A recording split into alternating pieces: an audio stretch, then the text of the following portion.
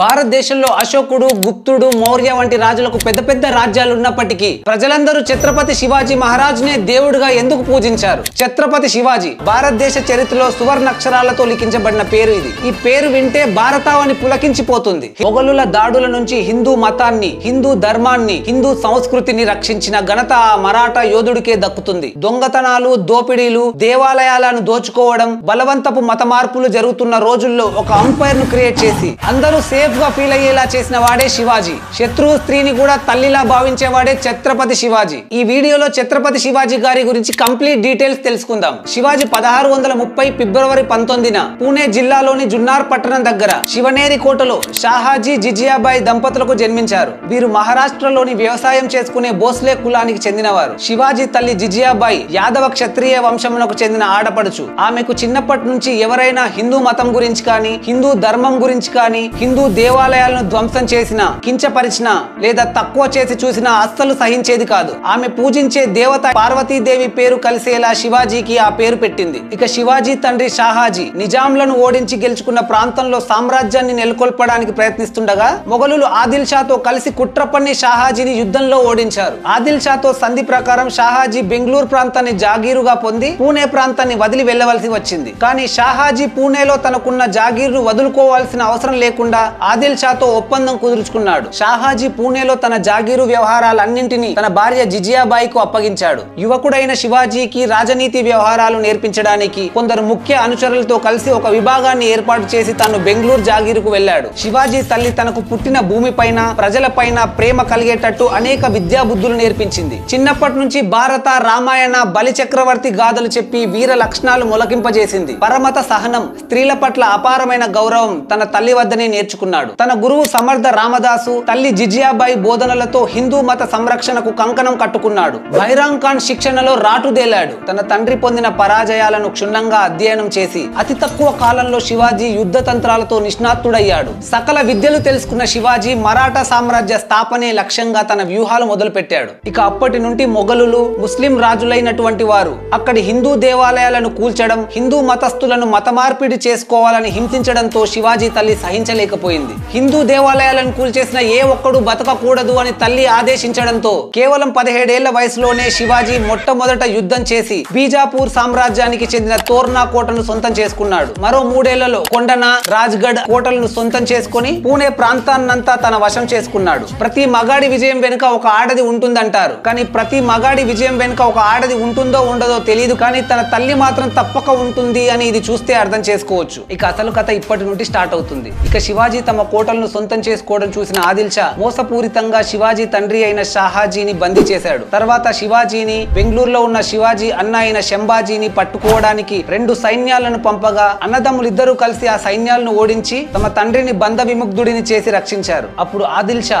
యుద్ధ భయంకరుడిగా పేరు పొందిన అఫ్జల్ ఖాన్ అనే రాజుతో చేతులు కలిపి శివాజీ పైకి యుద్ధానికి పంపాడు. అయితే ఈ అఫ్జల్ ఖాన్ శివాజీ మెరుపుదాడులు, గెరిల్లా యుద్ధ పద్ధతులు తెలుసుకొని శివాజీని ఓడించడానికి యుద్ధం మాత్రమే ఏకైక మార్గమని భావించి శివాజీని రెచ్చగొట్టేందుకు శివాజీ ఇష్ట దైవమైనటువంటి భవానీదేవి దేవాలయాలను కూల్చేశాడు. ఇది తెలిసిన శివాజీ ఏమాత్రం తొందరపడకుండా శత్రువు పన్నాగాలను అర్థం చేసుకొని నేను ప్రస్తుతం యుద్ధానికి సిద్ధంగా లేనని చర్చలకు ఆహ్వానించాడు. ప్రతాప్ గఢ్ కోట దగ్గర సమావేశానికి ఇద్దరూ అంగీకరించారు. అఫ్జల్ ఖాన్ పథకాన్ని ముందుగానే పసిగట్టిన శివాజీ తన శరీరానికి ఉక్కు కవచాన్ని ధరించి పిడిబాకు లోపల దాచుకున్నాడు. ఇద్దరూ కలిసి చర్చలు జరుపుతుండగా అఫ్జల్ ఖాన్ తను దాచుకున్న కత్తితో శివాజీ పైన దాడి చేశాడు. ఉక్కు కవచం వల్ల శివాజీ తప్పించుకొని శివాజీ తన దగ్గరున్న పిడిపులి గోర్లతో అఫ్జల్ ఖాన్ పుట్టను ఉగ్ర లక్ష్మీ నరసింహస్వామి వలె చీల్చి చెండాడాడు. అఫ్జల్ ఖాన్ తప్పించుకొని గుడారం నుంచి బయటకు పారిపోతుండగా ఒకే వేట్ తో శివాజీ అఫ్జల్ ఖాన్ తల నరుకుతాడు. ఇక ఈ విజయంతో శివాజీ మరాఠా యోధుడిగా మహారాష్ట్ర అంతా తన పేరు మారుమ్రోగిపోయింది. ఇక ఎలాగైనా శివాజీని తొక్కి పడేయాలని బీజాపూర్ సుల్తాన్ యుద్ధ వీరులుగా పేరు తెచ్చుకున్న ఆఫ్ఘన్ పస్తూన్ సైనికులను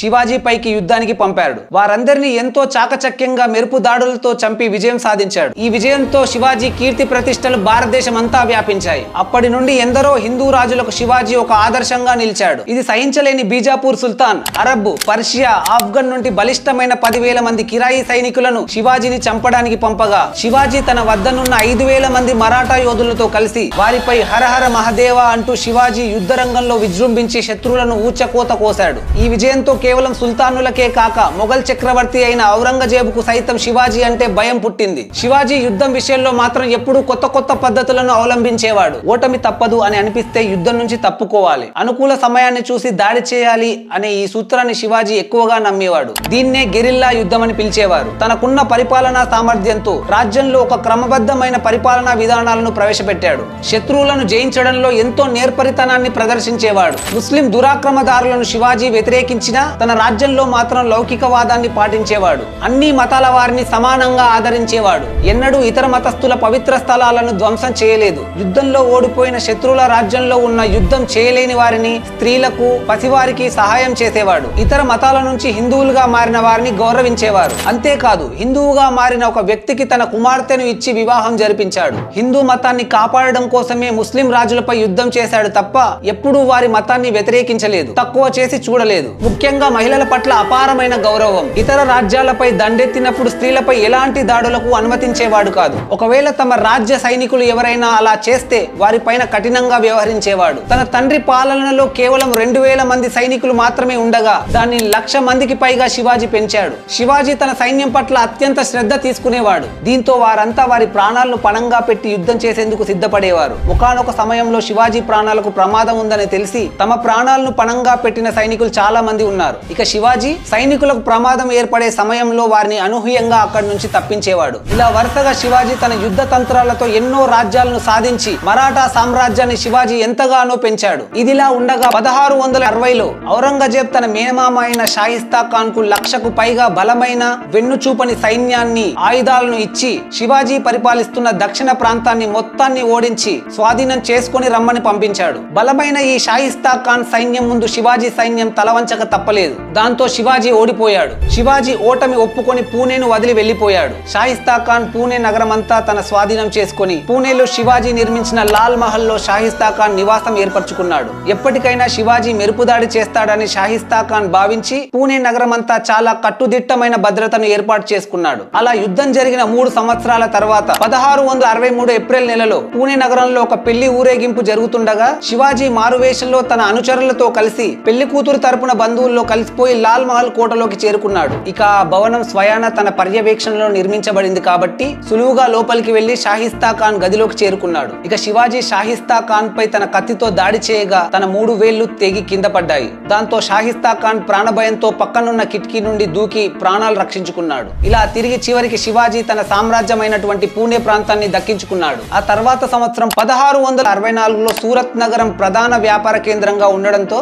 శివాజీ సూరత్ నగరంపై దాడి చేసి మొఘలుల ధనాన్ని, ఆయుధాలను దోచుకున్నాడు. అలా దోచుకున్న సంపదతో కొన్ని వేల మంది సైన్యాన్ని కొని తన సైన్యంలో చేర్చుకున్నాడు. ఇక ఆ తర్వాత కొద్ది రోజుల్లోనే శివాజీ తనను దెబ్బ కొట్టిన మొఘలుల, బీజాపూర్ సుల్తానుల కోటలను తన సైన్యంతో ఒక్కటొక్కటిగా గెలిచి తన సొంతం చేసుకున్నాడు. ఇది చూసిన ఔరంగజేబ్ ఎంతో ఆగ్రహానికి గురై తన దగ్గర పనిచేస్తున్న రాజపుత్రుడైన రాజా జైసింగ్ ను శివాజీ పైకి యుద్ధానికి పంపాడు. రాజా జైసింగ్ మొఘల్ సైన్యంతో కలిసి తన రాజ్యాలను ఒక్కటొక్కటిగా స్వాధీనం చేసుకోవడంతో ఓటమిని గ్రహించిన శివాజీ అతనితో సంధికి దిగాడు. దాంతో 1665 నుంచి శివాజీ ఔరంగజేబ్ ఆధ్వర్యంలో ఒక మొఘల్ సర్దారుగా ఉండడానికి ఒప్పుకున్నాడు. ఇలా శివాజీ చేయడానికి అసలు కారణం మొఘల్ సైన్యాన్ని ఉపయోగించుకొని తన శత్రువులైనటువంటి బీజాపూర్, గోల్కొండ సుల్తానులను ఓడించడానికే శివాజీ మొఘల్ సర్దారుగా ఉండడానికి మాత్రమే వారితో చేతులు కలుపుతాడు. 1666లో ఔరంగజేబ్ తన 50వ పుట్టినరోజు సందర్భంగా శివాజీని, అతని 6 ఏళ్ల కొడుకైన శంభాజీని విందుకు ఆహ్వానించాడు. వారి ఆహ్వానం మేరకు శివాజీ వెళ్ళగా సభలో శివాజీని సైనికాధికారుల వెనుక వరుసలో నిలబెట్టి అవమానపరిచాడు. ఈ అవమానాన్ని సహించలేక శివాజీ ఇక అక్కడి నుంచి తిరిగి బయటకు రాగా వెంటనే ఔరంగజేబ్ భటులు శివాజీని చుట్టుముట్టి అతన్ని, అతని కొడుకును ఒక గృహంలో బందీ చేశారు.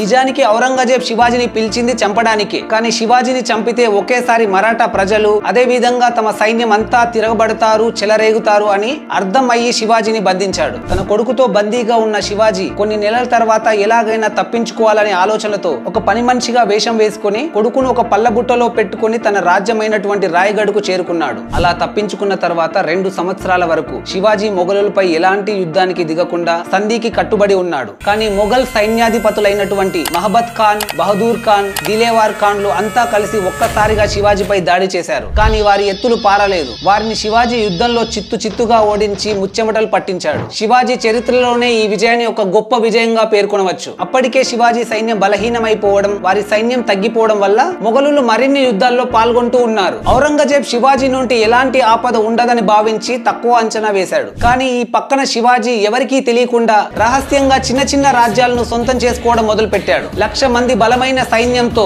ఆయుధాలతో, గుర్రాలతో, నౌకా వ్యవస్థలను సమకూర్చుకొని మొఘల్ కోటల పైన వరుసగా యుద్ధాలు చేశాడు. ఏమాత్రం అలసిపోకుండా మొఘలులపై దెబ్బ మీద దెబ్బ తీస్తూ వచ్చాడు. చివరికి మొఘల్ సామ్రాజ్యంలో సరైన సైన్యం లేకపోవడంతో, ఖజానా ఖాళీ అవ్వడంతో శివాజీని ఎదుర్కోలేకపోయింది. విజయమే మన ఆదర్శం కావాలని శివాజీ జీవితం మనకు తెలియజేస్తుంది. ఇలా తన జ్ఞానంతో, నైపుణ్యంతో ఎన్నో యుద్ధాలు గెలిచిన శివాజీకి జూన్ 6, 1674 రాయ్గఢ్ కోటలో వేద పట్టణాల మధ్య క్షత్రియ రాజులందరికీ అధిపతిగా కీర్తిస్తూ ఛత్రపతి అనే బిరుదును ప్రదానం చేశారు. 27 ఏళ్ల పాటు యుద్ధంలో గడిపి హిందూ రాజులకు ఆదర్శంగా నిలిచి సువిశాల మరాఠా సామ్రాజ్యాన్ని నెలకొల్పిన ఛత్రపతి శివాజీ 3 వారాల పాటు తీవ్ర జ్వరంతో బాధపడి ఏప్రిల్ 3, 1680 మధ్యాహ్నం 12 గంటలకు రాయ్గఢ్ కోటలో మరణించాడు. ముస్లింలకు వ్యతిరేకంగా అనేక యుద్ధాలు చేసినప్పటికీ ఆయన పాలనలో ముస్లింలు తగిన విధంగా గౌరవించబడ్డారు. నిస్వార్థంగా ప్రజలకు సేవ చేయడం, తాను చేస్తున్న పని పట్ల అంకిత భావం, మచ్చలేని వ్యక్తిత్వం ఆయన సైనికులకు, ప్రజలకు ఆదర్శంగా నిలిచాయి.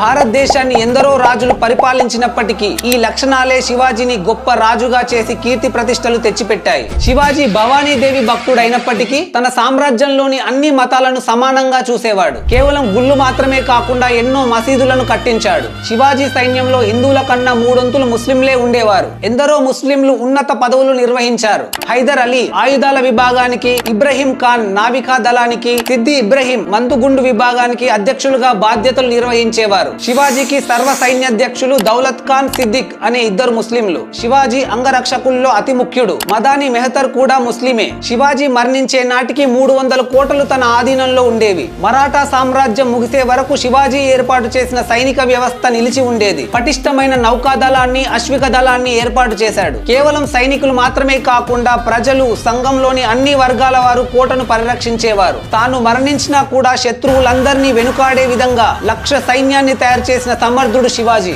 అందుకే ఛత్రపతి శివాజీ పట్టాభిషేక వార్షికోత్సవం జరిగిన 1674 జూన్ 6ను గుర్తు చేసుకుంటూ ప్రతి సంవత్సరం జ్యేష్ఠ శుద్ధ త్రయోదశి నాడు హిందువులంతా హిందూ సామ్రాజ్య దివాస్ గా జరుపుకుంటారు. ఇన్ఫర్మేషన్ వర్తి అనిపిస్తే మీ ఫ్రెండ్స్ అండ్ ఫ్యామిలీతో షేర్ చేయండి. వీడియో నచ్చితే ఒక్క లైక్ చేయండి.